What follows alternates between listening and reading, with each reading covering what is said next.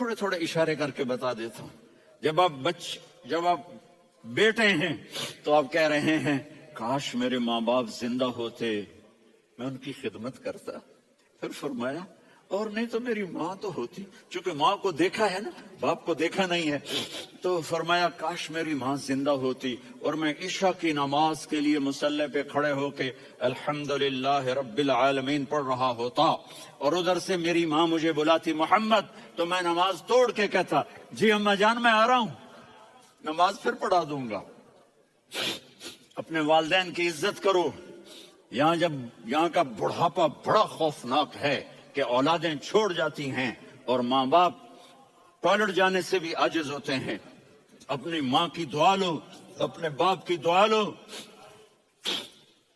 میرے نبی نے فرمایا ہاں عمر میرے بعد ایک آدمی آئے گا، اس کا نام ہوگا اویس، اور وہ کرن کی شاخ سے ہوگا. ہو گیا ٹائم؟ اچھا.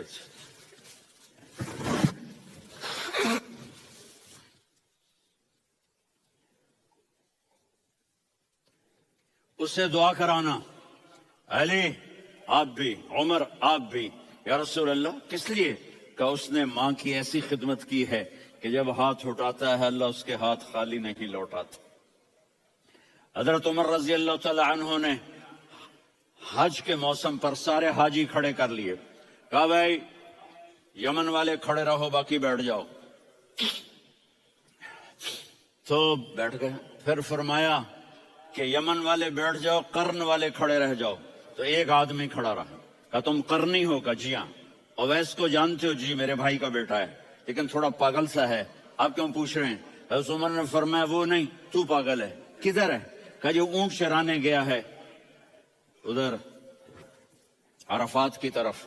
تو آپ نے حضرت علی کو ساتھ لیا اور دوڑ لگائی سواری پر. دیکھا تو اویس کرنی ایک کیکر کے نیچے نماز پڑھ رہے تھے اور اونٹ چر رہے تھے. تو جب انہوں نے دیکھا کہ دو آدمی آ کے بیٹھ گئے تو انہوں نے نماز شارٹ کٹ کر دی. تو حضرت عمر نے پوچھا کون ہو بھائی؟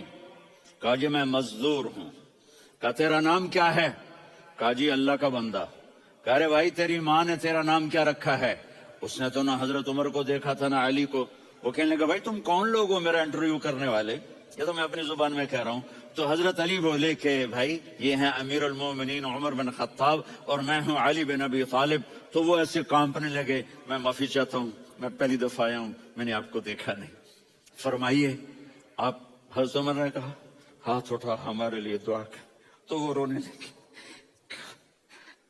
آپ نبی کے صحابی، میں عاجز مسکین، میں دعا کروں؟ میری اوقات ہے میں دعا کروں؟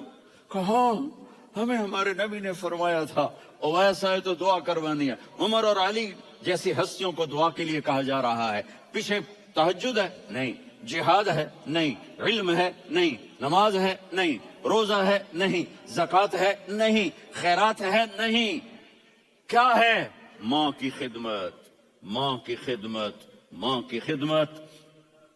میرے نبی نے فرمایا لوگ جنت میں چلیں گے، اویس چلے گا. جب گیٹ پر پہنچے گا تو اللہ کہیں گے اویس کو پیچھے ہٹا دو، باقی اندر چلے جاؤ.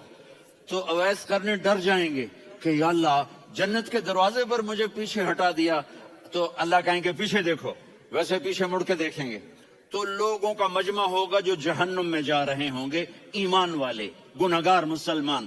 تو میرا اللہ کہے گا اویس اپنی انگلی کو پھیرتا جا، جس پر تیری انگلی پڑے گی تیری تو فیل سب کو جنت میں ڈال دوں گا. یہ ماں ہے. صرف ڈالر ہی سب کچھ نہیں ہے، یہ ماں ہے. میرے نبی نے فرمایا تیرا باپ تیری جنت کا سب سے بڑا دروازہ ہے. اگر تو نے باپ کو ناراض کر کے موت پائی تو تیرے لیے جنت کا دروازہ کھل نہ سکے گا. یہ باپ کا مقام ہے. پھر آپ نے 11 شادیاں کی. کیوں کی؟ سنو حدیث، ما تزوجت وما زوجت الا بوحی من السماء نزل به جبریل. کا میرے ساتھیو سنو، اللہ کی قسم میں نے کوئی شادی اپنی مرضی سے نہیں کی. میرے اللہ نے فرمایا یہاں کرو، میں نے کی. میں نے اپنی بیٹی وہاں دی جہاں میرے اللہ نے فرمایا. تو اتنی شادیاں کیوں کی ہیں؟ ہمیں گھر کی زندگی سمجھانے کے لیے. میری بات غور سے سنو، دنیا کا سب سے بڑا رشتہ خاوند اور بیوی ہے.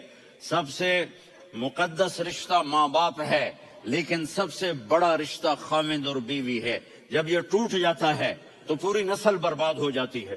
اس لیے آپ نے زندگی گزار کے دکھائی۔ آپ گھر میں جھاڑو دے رہے ہیں، آپ آٹا گوندھ رہے ہیں، آپ حضرت عائشہ کو لقمے بنا کے کھلا رہے ہیں، اور حضرت عائشہ کی دلداری کے لیے فرما رہے ہیں، عائشہ سننا حدیث طبرانی کی، عائشہ انہو لیہون علی الموت ان اریتک زوجتی فی الجنہ۔